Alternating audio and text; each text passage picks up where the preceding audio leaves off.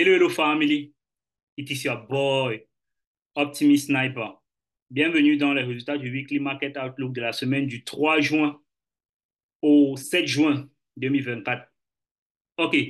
Pour cette semaine, nous étions clairs dans le Weekly Market Outlook de dimanche que pour le début de semaine, nous allons essayer de prendre les ordres de vente sur le DXY. Je veux voir le DXY baisser en fait pour venir chercher cette liquidité-ci, d'accord, le SSL. Ceci étant dit, je voulais voir clairement l'euro USD être en train de monter pour venir chercher ces BSL, d'accord, ces buy side liquidity. Le directional bias du début de semaine était très correct, d'accord. Vous avez vu la journée de lundi, on a carrément eu un bon dégagement. Mais je vais vous expliquer ce qui s'est passé avec moi la journée de lundi. OK. La journée de lundi, clairement dit, je viens dans mon graphique avec lequel je travaille, d'accord, régulièrement. La journée de lundi, qu'est-ce que j'ai fait? J'étais en train de regarder le prix, d'accord, pour pouvoir prendre une position. Mon entrée en position, je suis entré dans le mauvais timing en fait, d'accord. Et je suis entré dans le mauvais timing après backtesting de ma position. Vous savez, lorsque il arrive que je prends un stop loss régulièrement, je regarde si j'ai eu à respecter tous mes critères d'entrée en position. Et j'ai eu à ne pas respecter un critère d'entrée en position parce que je n'ai pas juste vérifié ma checklist, d'accord. Ce high-ci, et si vous voyez même, vous allez voir ce petit rond-ci là. Je devais attendre la cassure de ce high avant d'entrer en position, mais je n'ai pas attendu la cassure de ce high. Une fois que le prix a dégagé ici, comme ça, d'accord, vous voyez ce dégagement-ci, cet order block, si je suis entré ici, ce qui fait que à London Session, j'ai pris un stop loss ici, d'accord, ayant le directional bias correct, d'accord, j'ai pris un stop loss. Mais toujours est-il dit que après ça, pendant la session de New York, je gardais tout mon directional bias aussi, puisque je savais ce que j'étais en train de faire. J'ai pu entrer ici en position à New York Session après ce changement de structure, d'accord, ce BSMS-ci. Je suis entré quelque part ici et j'ai pu pyramider ma position. J'ai réussi à recouvrir les 1% de perte que j'ai eu à faire ici, d'accord. Vous avez vu, la journée de lundi a carrément buy. On a eu un bon buy ici, là. OK, si vous regardez là juste en haut, si vous regardez là juste en haut, je vais vous mettre les trades de ma journée de lundi. Vous allez voir ça ici. Vous allez voir ça ici, c'est matérialisé dans mes setups parce que régulièrement, je garde tous mes setups de la semaine là, comme ça. OK, laissez-moi quelques minutes que le graphique charge. OK, si vous regardez là, vous allez voir, OK, voici mon premier setup de la journée de lundi, d'accord, vous voyez. Je suis entré quelque part là, comme j'étais en train de vous dire, et j'ai pris le stop loss. Mon stop loss était quelque part là à 20 pips, si je ne me trompe pas, c'est quelque chose comme 20 pips, ouais. C'est 20 pips, ouais, 20 pips. Mon stop loss était là à 20 pips et TP 20 pips, un sur un. J'ai pris un stop loss et par la suite, voilà là où je suis encore entré. Je suis entré ici, après le BMSI. OK, j'ai pu pyramider ma position quelque part ici. OK, j'ai eu un TP. J'ai eu le TP de là. J'ai pyramidé régulièrement. Lorsque je prends une perte, je réduis mon risque, d'accord, de moitié. J'ai pris la position ici avec demi. Si je prenais encore avec 1% et je pyramidais, je devais ressortir de cette journée avec 1% de profit. Mais lorsque je prends une perte, je reste strict à diminuer mon risque, d'accord? Parce qu'en ce moment-là, les conditions ne sont plus favorables pour moi. Lorsque j'ai appris une perte, je commence à réduire mon risque pour pouvoir maintenir ma courbe d'équité. OK, parlons maintenant de la journée de mardi. La journée de mardi, qu'est-ce que j'ai fait? J'étais toujours dans mon directional bias haussier, d'accord? Puisque nous avons clôturé la journée clairement haussière, nous avons clôturé la journée clairement haussière, d'accord? Clairement aussi, comme vous voyez là. J'étais clair à savoir que je ne devais pas être en train d'acheter loin ici, d'accord. Je ne devais pas être en train d'acheter en zone premium. Donc, j'attendais un quelconque retracement vers cet order bloc-ci. Vous voyez cet order bloc-ci, non? Dans la journée de mardi, clairement, j'attendais que le prix descende quelque part ici vers cet order bloc pour pouvoir avoir encore un ordre d'achat. Et c'est ce que j'ai clairement fait. Si je viens dans le lower time frame ici, vous allez voir. Vous allez voir quelque chose là comme ça.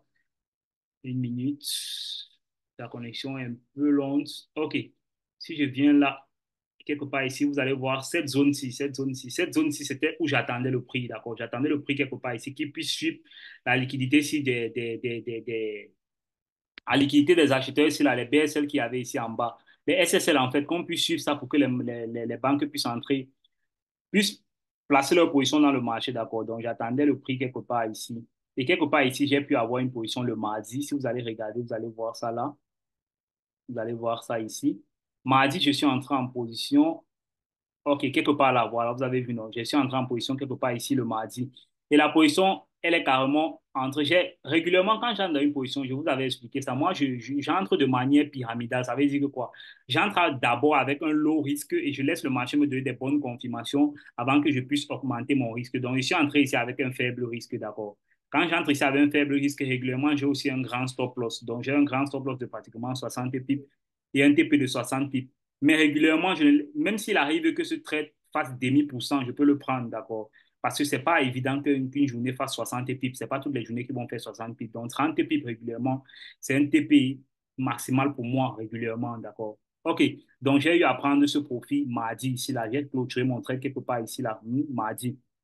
Si vous regardez là, vous allez voir la journée de mardi, mais je ne l'ai pas clôturé avec 1% de profit. Sinon, j'allais arrêter ma semaine. Je l'ai clôturé avec 0,5% de profit, d'accord? Ce qui fait que la journée de mercredi, j'étais aussi toujours apte à vouloir trader pour pouvoir atteindre mon objectif d'1%. OK. Regardez ce que j'ai fait la journée de mercredi. La journée de mercredi, toujours, ceci étant dit, la journée de mercredi, après cette journée-ci, clairement, on a formé un order bloc. Si il s'agit d'un mouvement haussier, c'était clair à savoir qu'il faut que le prix vienne prendre le previous daily high ici, là, l'eau plutôt, et il dégage. C'est ce que je pensais pour la journée de mercredi. Donc, qu'est-ce que j'ai fait la journée de mercredi? Si vous regardez là, la journée de mercredi, quelque part ici, je sais que le prix, que le graphique charge. OK, la journée de mercredi, qu'est-ce que j'ai fait? La journée de mercredi, après ça, après que le prix est dégagé, soit venu prendre ce previous daily low, d'accord? Vous regardez clairement ici, là, quelque part ici, après qu'il y a eu ce BMSI, puisque le prix était low ici, j'attendais qu'il me donne une bonne confirmation, qu'il sorte de cette accumulation-ci, d'accord? De cette accumulation-ci qu'il a eu à faire. J'attendais que le prix sorte de là pour pouvoir dégager et aller chercher le high ici. Je n'ai pas pu avoir ça. J'ai pris un ordre ici, là, mercredi, un ordre d'achat ici en visant le TPC pour pouvoir faire mes 1 sur 1. Mais le prix est rapidement à la news. Il y avait une news là mercredi. Le prix a dégagé. Il est carrément venu à quelques pips de mon stop loss, comme vous pouvez voir là. Pratiquement, je ne sais pas si c'est demi-pip de mon stop loss. Ouais, un pip de mon stop loss à un pip, il s'est retourné. D'accord. Maintenant, voilà là où ça commence à devenir critique. D'accord. Que le prix dégage, que le prix arrive ici, comme ça, il vient prendre ce high ici, il dégage encore pour venir prendre ce lot ci et le lot de mardi. Pour moi, c'était inquiétant déjà. Je commençais déjà à mettre mon directional bias en question, d'accord. Je ne voulais pas voir le prix se comporter comme ça. OK. Puisque lorsque j'entre dans un trade, c'est soit TP, soit SL, j'ai laissé que le prix continue à se matérialiser. Il n'avait pas touché mon SL, donc je l'ai laissé. La journée de jeudi, qu'est-ce qu'il fait? La journée de jeudi, il arrive carrément ici et il descend encore, d'accord. Déjà, avoir ça comme ça, un prix, un marché qui va aller chercher ce niveau-ci, d'accord. Ce niveau-ci là ne va pas se comporter comme ça là. Il ne va pas être en train de prendre ce high-ci et retracer rapidement encore comme ça, non. Il va rapidement se diriger vers cette liquidité. S'il fallait qu'on prenne cette liquidité, si moi je voulais voir le marché rapidement aller vers cette liquidité-ci. Donc, déjà la journée de jeudi, moi j'étais plus à l'aise dans ce comportement étant donné que la journée de mercredi, déjà, j'ai dormi dans ce trade. Donc, j'ai eu les frais dans ce trade, d'accord? Ce qui arrive très rarement. Il est très rare que je dorme avec un trade. C'est très, très rare. Surtout depuis que je fais le 1 sur 1, il est très rare que je dorme avec un trade. Quand je faisais encore le 1 sur 2, ça pouvait arriver. Mais maintenant que je fais le 1 sur 1, je dors rarement avec un trade. Soit je prends un SL, soit je prends un TP. Mais j'ai eu les frais de transaction sur ce trade. Déjà, la journée de jeudi, je ne voulais plus dormir avec ce trade parce que déjà, on avait NFP vendredi. Et vous devez savoir que la semaine du NFP est très, très bizarre, d'accord? Très, très bizarre. La semaine du NFP a une matérialisation du prix très bizarre. Moi, je pensais à un low lundi low of the week, d'accord? Et lundi low of the week, d'accord? Et une continuité pour le reste de la semaine. Donc, le profil de semaine déjà n'était pas correct, d'accord, pour cette semaine. C'est pourquoi on vous dit d'avoir de l'expérience, parce que je connais comment les semaines se matérialisent généralement. S'il fallait qu'une semaine ait créé le low lundi, je sais comment la suite de la semaine va se comporter. Pour cette semaine-ci, ça ne se comportait carrément pas comme le profil de lundi, low of the week. Donc, je remettais d'ailleurs en question mon directional bias, d'accord? Maintenant, une fois, nous avons eu la publication des taux d'intérêt, je pense jeudi. Jeudi, ici, nous avons eu cette news, ce dégagement, c'était la publication des taux d'intérêt. Les taux d'intérêt qui étaient d'ailleurs baissiers pour l'euro USD, mais on avait un mouvement aussi de dégagement comme ça, d'accord. C'était très suspect pour moi. Pour moi, je pensais à une manipulation déjà. Pourquoi les taux d'intérêt vont être baissiers sur l'euro USD et la news sort aussi? Ça veut dire que ça, c'est un truc à remettre en question. Déjà, mes indicateurs n'étaient pas aussi très alignés avec ce mouvement. Et je me suis rendu compte pendant la semaine que quoi? Je me suis rendu compte pendant la semaine que le mois, on était à l'ouverture du mois, d'accord? Nous étions au début du mois. Et qu'est-ce qui est bon pour un mois? L'ouverture de la matérialisation de l'ouverture du mois d'une bougie baissière, c'est open. Il faut que le prix ouvre et le prix aille très haut, créer le high du mois et descendre par la suite. Donc, c'était plus aligné à penser ça pour ce mois-ci. Et regardez, ce qui m'a encore fait le plus penser à ça, c'est quoi? Ce niveau de support psychologique du monthly, d'accord? Ce niveau de résistance plutôt. Depuis arriver à ce niveau de résistance, on a rejeté le prix, d'accord? Quand j'ai vu ce rejet, si je dis, à ce niveau de résistance, 1,0900, j'ai encore vu le prix venir ici, comme ça, quelque part ici, être rejeté comme ça. Je n'étais même plus déjà dans le trade ici, là. Que le prix est rejeté comme ça, là, moi, c'était inquiétant pour moi. Ça me confirmait clairement qu'on est juste en train de vouloir retester cette résistance et écouler par la suite de la semaine. Donc, ce qui fait que je suis sorti de ce trade jeudi, je pense jeudi soir. Voilà, j'ai marqué la fin de semaine. Je suis sorti quelque part ici, en profit de ce trade. De ce trade-ci que j'ai eu à prendre ici, vous voyez, je suis sorti quelque part là, j'étais en profit de pratiquement demi pour cent, d'accord. Mais les demi pour cent avec les frais de transaction ont été réduits à pratiquement 0,25%. Donc, j'ai terminé cette semaine à pratiquement, je pense, 1% de gain, mais avec les commissions qui ont été réduites, je suis descendu à demi pour cent. Les demi-pourcents de la semaine du trade-ci et le demi-pourcent du trade-ci devaient me faire 1%, mais j'ai terminé la semaine avec demi-pourcent de profit. Vous pouvez voir ça là. Vous pouvez voir ça là, juste là en haut. OK.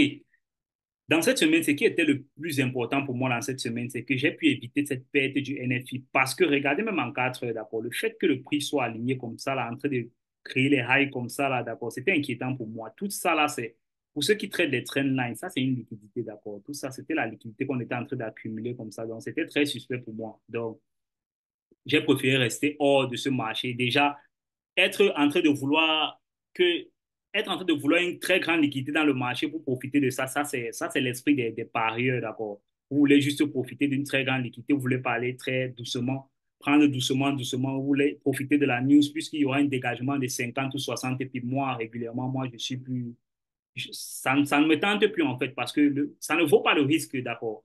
Si je prenais une perte, cette perte ici, je devais déjà d'ailleurs avoir 1 à 2 journées de commission sur ma position et je devais avoir le spread pendant la news, la sortie de la news. Donc, je devais perdre pratiquement plus d'1% sur ma position.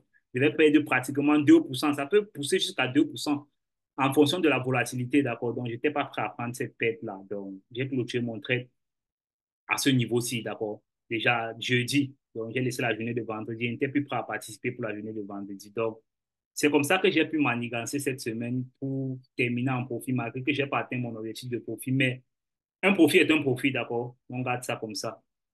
Et j'ai eu de bonnes leçons pour cette semaine encore, une fois de plus.